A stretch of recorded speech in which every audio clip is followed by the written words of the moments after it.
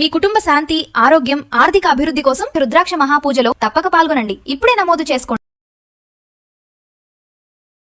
నమస్తే, welcome back to Suman TV. Present మనతో పాటు ఉన్నారు అనలిస్ట్ మందర కృష్ణారెడ్డి గారు. నమస్తే సార్. నమస్తే అమ్మ. సార్, తెలంగాణలో జూన్ 2న 2 లక్షల మందికి కొత్త పెన్షన్స్ ఇవ్వడం అనేది చేస్తామని రాష్ట్ర ప్రభుత్వం కీలక ఆదేశాలు జారీ చేసింది. ఒక్కసారి అంటే ప్రాధాన్యత ఎలా ఉంటుంది, ఇవన్నీ ఒకసారి కొత్త పెన్షన్స్ అంటే ఏంటి సార్, ఎవరెవరికి ఇస్తారంటే ఒకరి తర్వాత ఒకరికి పెన్షన్ ఉంటుందని చెప్తా ఉంటారు కదా.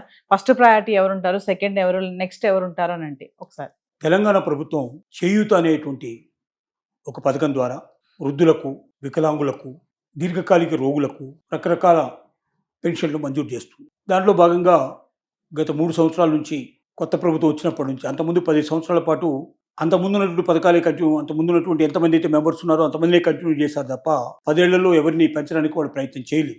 లక్షల సంఖ్య లోపల అప్లికేషన్స్ పడి ఉన్నాయి.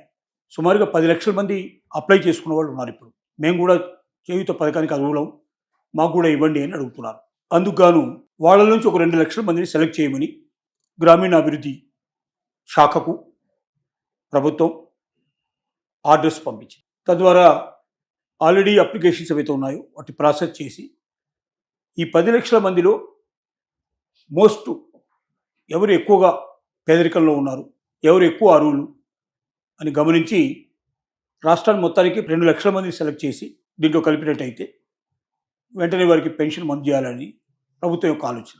అలా దీంట్లో ప్రయారిటీ కూడా ఇచ్చారు వాళ్ళు.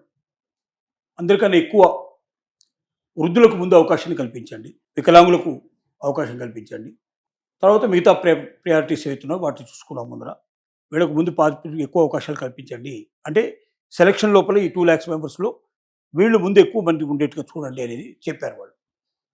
ఈ సెలక్షన్ ప్రాసెస్ స్టార్ట్ అయింది. తొందరలోనే సెలక్షన్ పూర్తవుతుంది. ఒకసారి సెలక్షన్ పూర్తయినట్టయితే అక్కడి నుంచి ప్రభుత్వం ఈ పథకాలు అంటే ఈ 2 లక్షల మందిని కొత్తగా చేర్చుకొని ఇప్పటికే 43 లక్షల మంది సుమారుగా పొందుతున్నారు. వీటితో పాటుగా ఇప్పుడు ఈ కొత్తగా ఉండే వాళ్ళు 2 లక్షలు కూడా దాంట్లో జాయిన్ అయిపోయి వాళ్ళ మొత్తానికి ప్రతి నెల వాళ్ళకి ఎవ్రీ మంత్ కూడా వాళ్ళకి క్రమం తప్పకుండా ఈ పథకం ద్వారా వాళ్ళ కొంత డబ్బు వాళ్ళకి అందేటట్టుగా ప్రభుత్వం చేస్తుంది. తద్వారా వాళ్ళు ఇతరుల మీద ఆధారపడకుండా తమ జీవితాన్ని తాము కొనసాగించడానికి కొంత అవకాశం ఉంటుందనేది ప్రభుత్వం యొక్క ఆలోచన. ఇప్పుడు పిల్లలు వదిలిపెట్టి వెళ్ళిపోయారు, చాలామంది వృద్ధులు ఉన్నారు, వాళ్ళ పరిస్థితి ఏమిటి? ఇప్పటిదాకా ఏం చేస్తున్నారంటే భర్త చనిపోతే భార్యకి ఇస్తున్నారు, అంటే ఆ పెన్షన్ ఇద్దట్లో ఎవరికో ఒకరికి ఇస్తున్నారు. ఇప్పుడు పెన్షన్ ఒకరు చనిపోతే ఇంకొకరికి ఆ పెన్షన్ వచ్చేట్టుగా చేస్తున్నారు. అంతవరకే చేస్తున్నారు తప్ప కొత్త వాళ్ళకి పెన్షన్ ఇవ్వడం లేదు. ఇప్పుడు కొత్త వాళ్ళకు కూడా 2 లక్షల మందికి పెన్షన్ ఇవ్వాలనేది ఆలోచన. కాబట్టి ఇది బాగా ప్రజలకు వెళ్ళే అవకాశం ఉంది. ప్రజల్లో ఇంకా కొంచెం ఆశ కలిగే అవకాశం ఉంది. గత ప్రభుత్వంలో 10 సంవత్సరాల పాటు వాళ్ళకి కొత్త వాళ్ళకి రాలేదు అవకాశాలు. కాబట్టి ఈ కనీసం కొత్త గవర్నమెంట్లో అయినా వెంటనే అవకాశాలు వస్తాయనేది అందరూ ఆశగా ఎదురు చూస్తున్నారు. అంటే ఫస్ట్ ప్రయారిటీ వృద్ధులు, తర్వాత దివ్యాంగులు, తర్వాత వితంతువులు వీళ్ళు ఉంటున్నారు, మిగతా వాళ్ళు వస్తారు దాన్ని. అంటే సార్, మామూలుగా ఈ పెన్షన్స్లో కూడా స్కామ్స్ ఏమైనా జరుగుతాయా సార్? పెన్షన్లో స్కామ్స్ అంటే ఎలా జరుగుతాయంటే వికలాంగుల పెన్షన్లో ఎక్కువ జరిగే అవకాశాలు ఉన్నాయి. తర్వాత రెండోది ఏంటంటే దీర్ఘకాలిక రోగుల విషయం లోపల కొన్ని జరిగే అవకాశాలు ఉన్నాయి. వికలాంగులు కానివాడు కూడా పార్షియల్గా ఉండే వికలాంగులు కూడా తమ పూర్తి వికలాంగులని ప్రకటించుకోవడానికి దొంగ సర్టిఫికేట్లు సంపాదించేసి పెట్టడం. అలాగే అసలు ఏ దీర్ఘకాలిక రోగాలు పెద్దగా లేని వాళ్ళు కూడా తమ దీర్ఘకాలిక రోగాలు ఉన్నట్టుగా సర్టిఫికేట్ సంపాదించి పెట్టడం. ఇవాళ సర్టిఫికేట్ దొరకడం పెద్ద కష్టమైన విషయం కాదు, అది మంచినీళ్ళ ప్రాయంగా ఉంటుంది. కొంచెం లంచం పడేస్తే సర్టిఫికేట్ దొరకడం అనేది చాలా సులభంగా జరుగుతుంది. అట్లా తెచ్చిన వాళ్ళు కొంతమంది ఉన్నారు, అలా కొన్ని జరుగుతున్నాయి. ఇప్పుడు ఆంధ్రప్రదేశ్ లోపల అట్లాంటి ఏరివేత కార్యక్రమం ఇప్పటికే 2 సార్లు చేశారు, ఇంకోసారి కూడా ఇప్పుడు చేయబోతున్నారు. ఏరేసినప్పుడల్లా కొన్ని వేల మంది దొరుకుతున్నారు, అంటే కొన్ని వేల మంది దొంగలు ఉన్నారు దీంట్లో అనే విషయం మనకు అర్థమవుతుంది.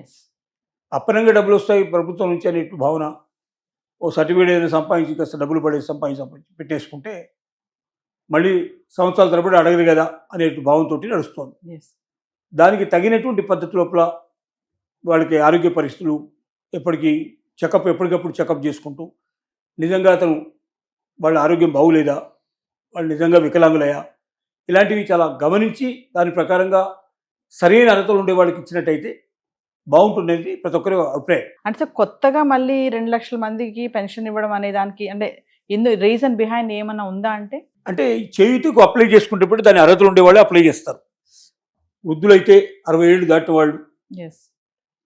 అలాగే వికలాంగులు అయితే పార్షియల్గా కాకుండా ఫుల్గా ఉండే పద్ధతిలో ఉండేటి వాళ్ళు, అలాగే దీర్ఘకాలిక రోగులు అయితే ఇదని, వితంతులు అయితే ఇది, ఒంటరి మహిళలు, భర్త చనిపోయినట్టు వాళ్ళు, ఒంటరిగా ఉంటున్న వాళ్ళు, ఇంకో మ్యారేజ్ చేసుకోకుండా ఉన్నవాళ్ళు, డిపెండెన్సీ లేని వాళ్ళు అవుతున్నారో అలాంటి వాళ్ళు దీనికి అప్లై చేసుకోవడానికి అర్హులు వాళ్ళు. వీళ్ళంతా కలిపి 10 లక్షల మంది అప్లై చేసుకున్నారు. ఇప్పుడు అప్లై చేసిన వాళ్ళ సంఖ్య మొత్తం తీసుకుంటే 10 lakhs ఉంది. ఈ 10 lakhs లోపల ఒక 2 lakhs సెలెక్ట్ చేయమంటున్నారు. వాటిలో ప్రియారిటీ బేస్ అంటే ఎక్కువగా ముందు వృద్ధులకు ఎక్కువ ప్రాముఖ్యత ఇవ్వండి, తర్వాత మీరు వికలాంగులకు ఇవ్వండి, ఆ తర్వాత ఇట్లా మెల్లగా ప్రయారిటీస్ అన్ని గవర్నమెంట్ తెలియజేస్తుంది. ఎస్. ఏదేమైనప్పటికీ ఇది ఏంటంటే ఏమీ లేని వాళ్ళకి కొంత జీవన మార్గం, ఇంకోరి మీద ఆధారపడకుండా, పిల్లలు లేరు, ఎవరి మీద ఆధారపడే పరిస్థితి లేదు, అడుగు తినకుండా కాస్త కూస్త అమౌంట్ వస్తే దాంతో జీవితం గడపచ్చు. పల్లెటూరులో అయితే ఇల్లు కంపల్సరీగా ఉండే అవకాశం ఉంటుంది. సొంత ఇంట్లో 3,000 వచ్చినా 5,000 వచ్చినా కొంతవరకు చదువుకొని పోయి బతకడానికి అవకాశం ఉంటుందని వాళ్ళ ఉద్దేశం. Thank you sir.